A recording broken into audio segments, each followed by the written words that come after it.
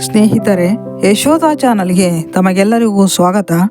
ಮಹಾಭಾರತ ಕಥಾಮೃತ ಮುಂದುವರೆದ ಭಾಗ ನೋಡೋಣ ಬನ್ನಿ. ಪಾಂಡವರು ತೀರ್ಥಯಾತ್ರೆ ಮಾಡುತ್ತಾ ಪರಶುರಾಮನ ಶಿಷ್ಯನಾದ ಅಕೃತವರ್ಣನು ವಾಸವಿದ್ದ ಸ್ಥಳಕ್ಕೆ ಬಂದರು.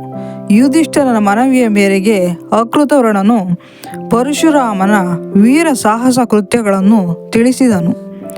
ಕಾರ್ತವೀರ್ಯಾರ್ಜುನ ಎಂಬ ಅದಮ್ಯ ಪರಾಕ್ರಮಿ ದೊರೆಯೊಬ್ಬನಿದ್ದ. ಅವನಿಗೆ 1000 ತೋಳುಗಳಿದ್ದವು. ಭಗವಾನ್ ದತ್ತಾತ್ರೇಯನು ಅವನಿಗೆ ಚಿನ್ನದ ರಥವೊಂದನ್ನು ಅನುಗ್ರಹಿಸಿದ್ದ. ಅವನ ಈ ರಥ ಕ್ಷಣ ಮಾತ್ರದಲ್ಲಿ ಎಲ್ಲಿಗೆ ಬೇಕಾದರೂ ಹೋಗಬಹುದಾದಂಥ ಸಾಮರ್ಥ್ಯವನ್ನು ಹೊಂದಿತ್ತು. ಅಧಿಕಾರ ಮದದಿಂದಾಗಿ ಕಾರ್ತವೀರ್ಯಾರ್ಜುನನು ಜನರಿಗೆ ಒಂದು ಪೀಡೆಯಾಗಿ ಪರಿಣಮಿಸಿದ್ದನು. ದೇವಾನುದೇವತೆಗಳು ಅವನೆದುರು ನಿಲ್ಲದಂತಾದರು. ಹೀಗಾಗಿ ದೇವತೆಗಳೆಲ್ಲ ವಿಷ್ಣುವಿನ ಬಳಿಗೆ ಹೋಗಿ ಕಾರ್ತವೀರ್ಯಾರ್ಜುನನನ್ನು ಸಂಹರಿಸುವಂತೆ ಕೇಳಿಕೊಂಡರು. ವಿಷ್ಣುವು ಸಹಾಯ ಮಾಡುವುದಾಗಿ ಭರವಸೆಯಿತ್ತನು. ಜಮದಗ್ನಿ ಮಹರ್ಷಿಗಳು ಆಧ್ಯಾತ್ಮಿಕ ಶಕ್ತಿಗಳಿಂದಾಗಿ ಸುವಿಖ್ಯಾತರಾಗಿದ್ದರು. ರೇಣುಕಾ ಜಮದಗ್ನಿಯ ಪತ್ನಿ. ಅವರಿಗೆ 5 ಮಕ್ಕಳು. ಕೊನೆಯವನು ಪರಶುರಾಮ. ಒಮ್ಮೆ ಜಮದಗ್ನಿಯು ತನ್ನ ಪುತ್ರರೊಂದಿಗೆ ಆಶ್ರಮದಿಂದ ಬಲು ದೂರ ಹೋಗಿದ್ದನು. ರೇಣುಕೆ ಮೀಯಲೆಂದು ಹತ್ತಿರದ ಸರೋವರಕ್ಕೆ ಹೋದಳು. ಮಿಂದು ಹಿಂದಕ್ಕೆ ಬರುವಾಗ ಅವಳು ಚಿತ್ರರಥನೆಂಬ ದೊರೆಯ ದೃಷ್ಟಿಗೆ ಬಿದ್ದಳು.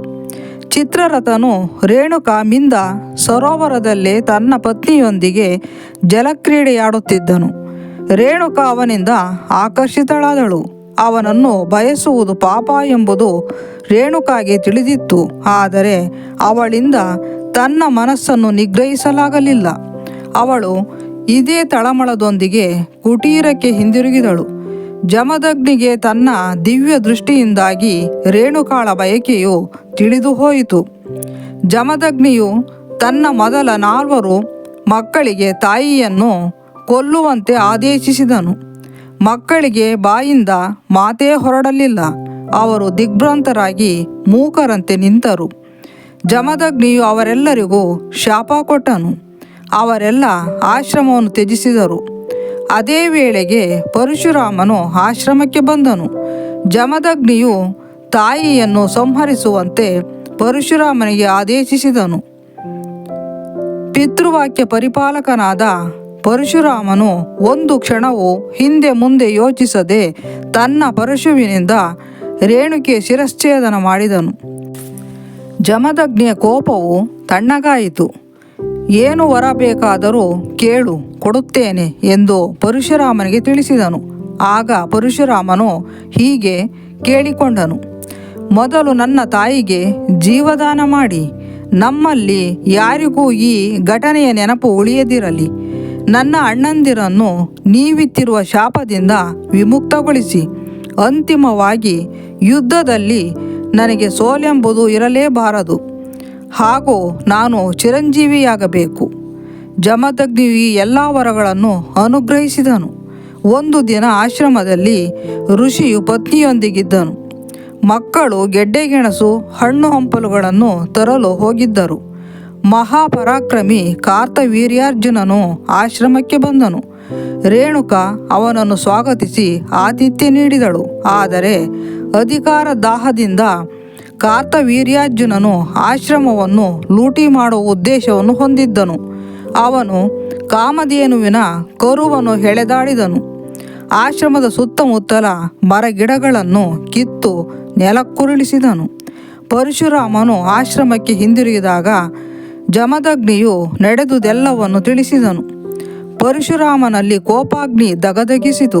ಕಾರ್ತವೀರ್ಯಾರ್ಜುನನ ಬೆನ್ನಟ್ಟಿ ಹೋದನು. ಇಬ್ಬರ ನಡುವೆ ಘನಘೋರ ಯುದ್ಧವಾಯಿತು. ಪರಶುರಾಮನು ಕಾರ್ತವೀರ್ಯಾರ್ಜುನನ 1000 ತೋಳುಗಳನ್ನು ಕೊಚ್ಚಿ ಹಾಕಿದನು. ಕೊನೆಯಲ್ಲಿ ಅವನನ್ನು ಸಂಹಾರ ಮಾಡಿದನು.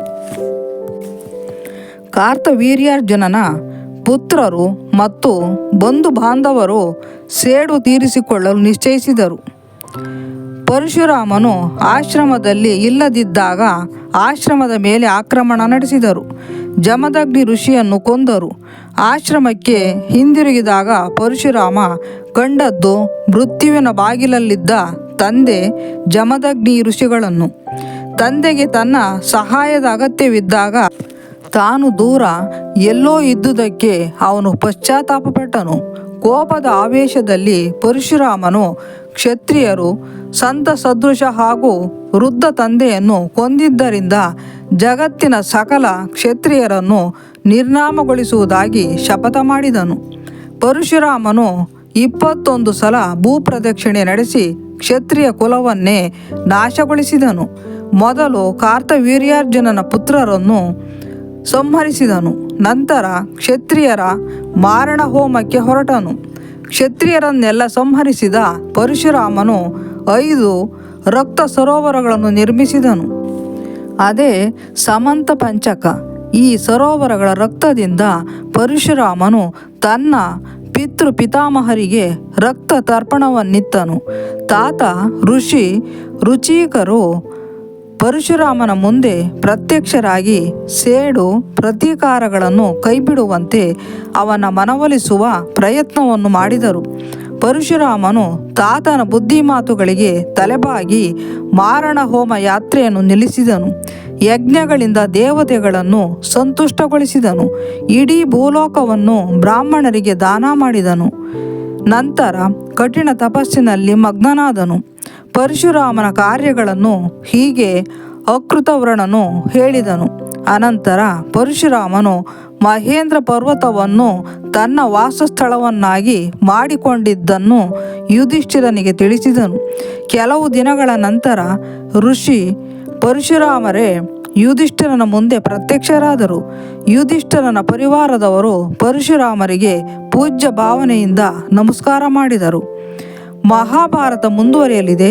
ಯಶೋಧ ಚಾನಲ್ಗೆ ಸಬ್ಸ್ಕ್ರೈಬ್ ಮಾಡಿ, ಶೇರ್ ಮಾಡಿ, ಲೈಕ್ ಮಾಡಿ, ಕಮೆಂಟ್ ಮಾಡಿ. ಧನ್ಯವಾದಗಳು.